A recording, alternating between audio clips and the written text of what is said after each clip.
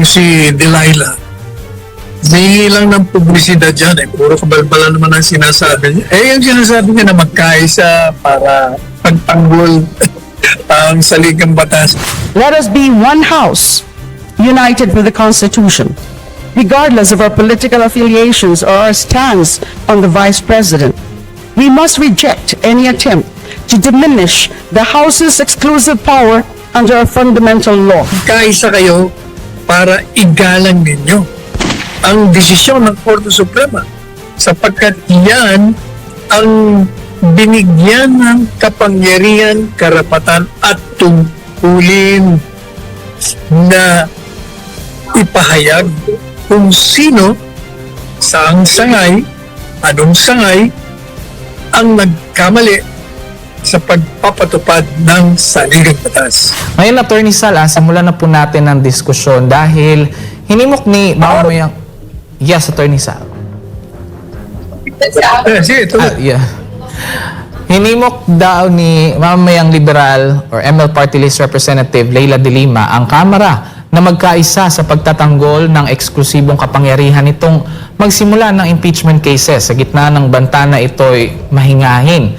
Sa kanyang talumpati, binigyang diin niya na dapat isang tabi daw ang politikal na pagkakaiba kapag nakataya ang saligang batas. Tinuligsa din niya ang desisyon ng Korte Suprema na magpawalang bisa sa impeachment complaint laban kay Vice President Sara Duterte na ani ay halos imposibleng magpatuloy ng anumang impeachment sa hinaharap. Binatikos din niya ang Senado sa mabilis na pag-archive ng verified complaint habang nakabinbin pa sa Supreme Court ang motion para sa reconsideration ng Kamara. Nanawagan si De Lima sa mga mambabatas na manatiling mapagbantay at ipagtanggol daw ang saligang batas, ang rule of law at ang katotohanan na walang sino man maging ang Pangulo, Pangalawang Pangulo, Lehislatura o Hudikatura ang dapat higit sa batas. Ngayon, Attorney Sal, ano bang masasabi niyo sa kanyang pahayag na tila inano na naman niya ang Supreme Court at ang Senado? Alam mo yung si Delilah, hingi lang ng publisidad dyan eh. Puro kabalbala naman ang sinasabi niya eh. Dahil wala namang, hindi totoo yung sinasabi niya na ang desisyon ng Korte Suprema ay sinisira ang tinatawag na separation of powers. Talagang may kapangyarihan ng bawat isang sangay. Subalit, yung kapangyarihan na yan, pag inabuso ang ating saligang batas, ay naglagay ng isang probisyon kung saan ang isang sangay, ang juridikatura, ang siyang binigyan ng tungkulin, maliban sa kapangyarihan, tungkulin na siya ang mag-iinterpreta ng saligang batas kaugnay sa issue na iahain sa kanya. Ibig sila mismo magsasabi kung ginawa ng isang sangay, executive o legislative, ay merong ginawang pang-abusok at ideklara na illegal o unconstitutional na ito. Kaya yung sinasabi niya na magkaisa para pagtanggol ang saligang batas, magkaisa kayo para igalang ninyo ang desisyon ng Korte Suprema sapagkat yan ang binigyan ng kapangyarihan, karapatan at tungkulin na ipahayag kung sino, saang sangay, anong sangay ang nagkamali sa pagpapatupad ng saligang batas. Ayan. Maraming salamat po sa inyong komento tungkol sa isyong yan. Sana nga po sa mga susunod na araw ano na yan, talagang impeachment issue na yan at mag-move forward na ang ating mga mambabatas. Pero ito naman po, pagdating naman po sa issue ng budget ay mas mababa ang alokasyon para sa confidential at intelligence funds sa ilalim ng panukalang 2026 national budget. Nitong Miyerkules lang po, Attorney Sala, isinumiti na ng Department of Budget and Management sa Kamara ang panukalang pambansang pondo para sa susunod na taon. Nagkakahalaga ito ng 6.793 trillion pesos. Alamin natin ito sa balita ni Kersilin Catarong.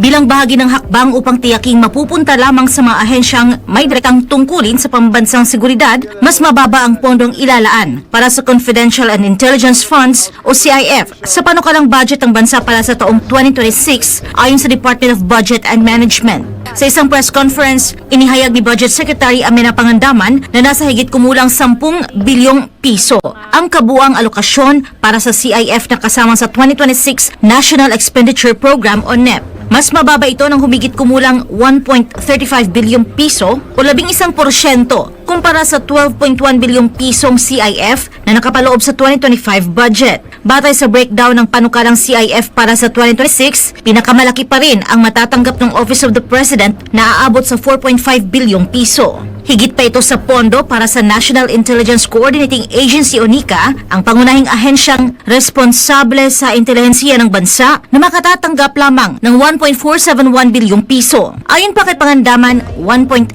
bilyong piso naman ang CIF na inilaan para sa Department of National Defense. Handa po ang DBM at ang inyong buong kabinete na ipagtanggol ang Fiscal Year 2026 National Expenditure Program alinsunod sa direktiba ng ating Pangulo.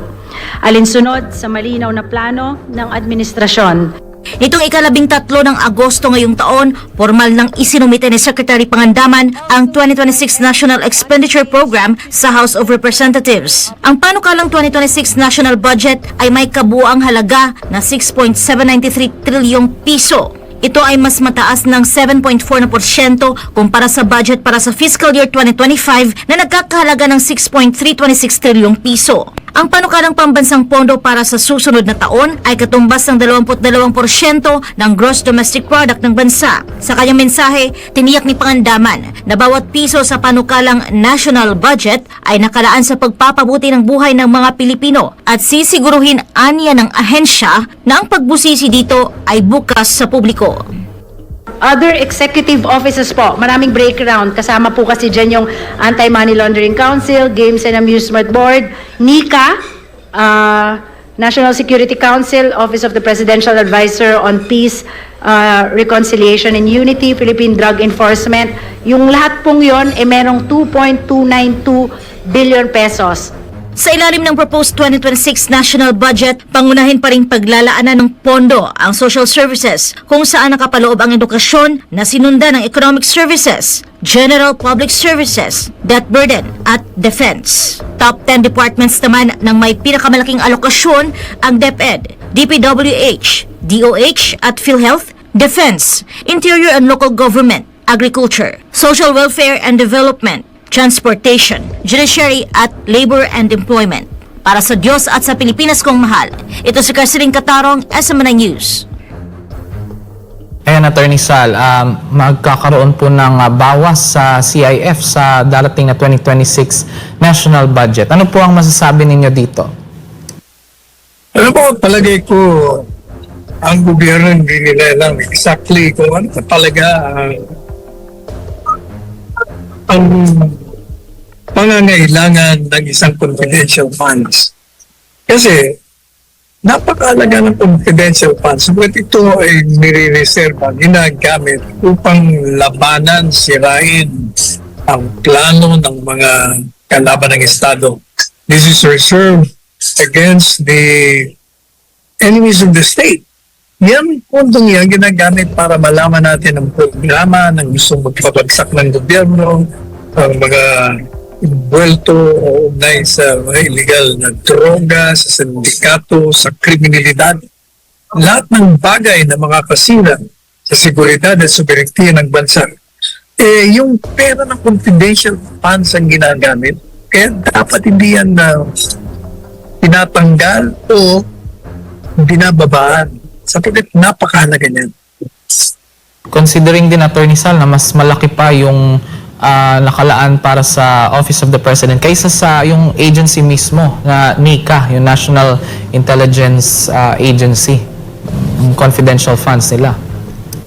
Alam mo, mabuti kung yung budget para sa opisina ng Presidente ay nagagamit yan para sa taong bayan.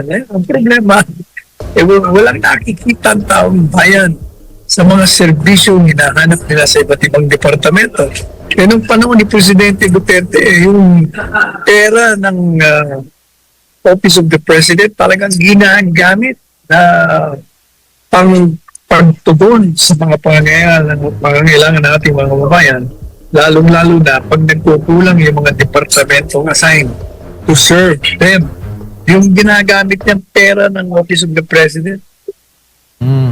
Yun. Bawa.